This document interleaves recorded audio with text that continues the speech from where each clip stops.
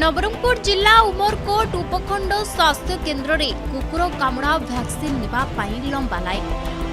स्थानीय 12 number ward अश्रु राय गोटे गाई को कुकुर कामुड़ा से गाईर क्षीर किछि परिवार खाइथिले। गतकाली राति रे उक्त गाईटी मरिजिबा परे आतंकित लोके वैक्सीन पाई लाइन लगाइछन्ते। वर्तमान सुधा केही मध्य गुरुतर नथिबा जणा पड़ुछि।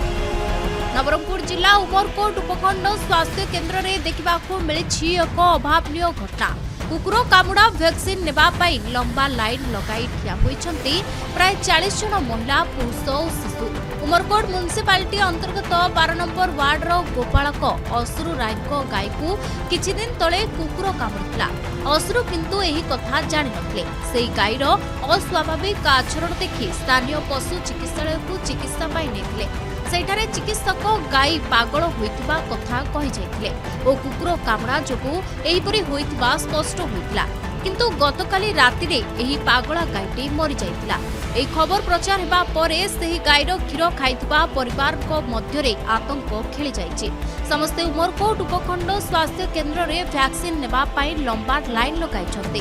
गाईर मालिक कुकुर कामुड़ा संपर्क रे जानि नथिले। एनु से नियमित जहा जहा परिवार को क्षीर जोगाई देउथिले सेही घर मानकरे क्षीर देउथिले। किछि परिवार खाइथिले एवं सौभाग्यवशत वर्तमान पर्यंत काहारी किछि असुस्थतार लक्षण देखा जाय नाही।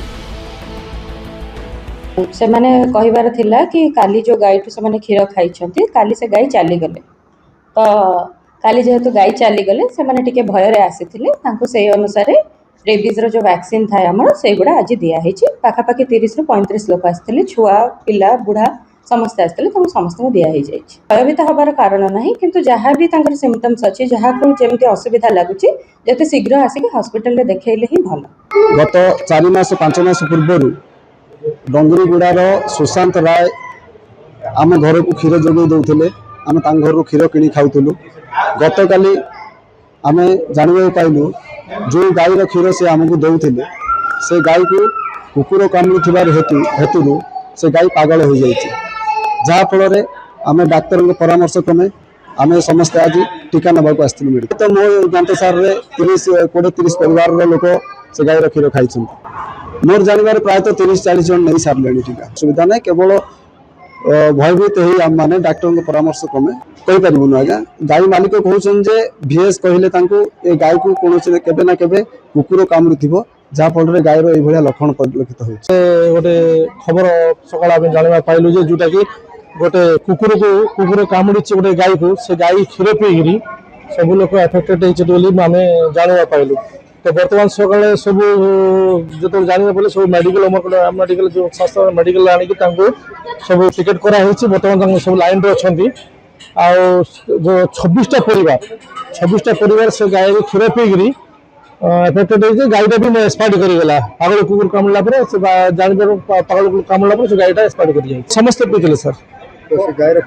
से गाईर क्षीर पीकि देख आप देखते पी सारापर सब मन गोटे भय वातावरण होना कौन ना क्षीर पी सारा बेले जब किसी असुविधा हो पारे बोली बर्तमान मेडिकल आसिक इंजेक्शन नापे सब आसुँच किसी तैयारी नाला।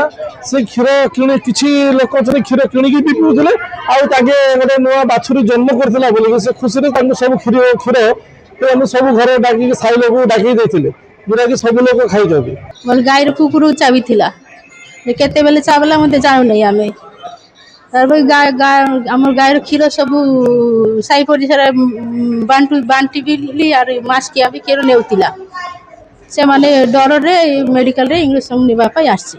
एबे पागल पड़ाई के ना मरी गला राती का। आम गाईर गाई को कुकुर चाबी देछि से माने डर रे इंजेक्शन नेबा पई आछंती।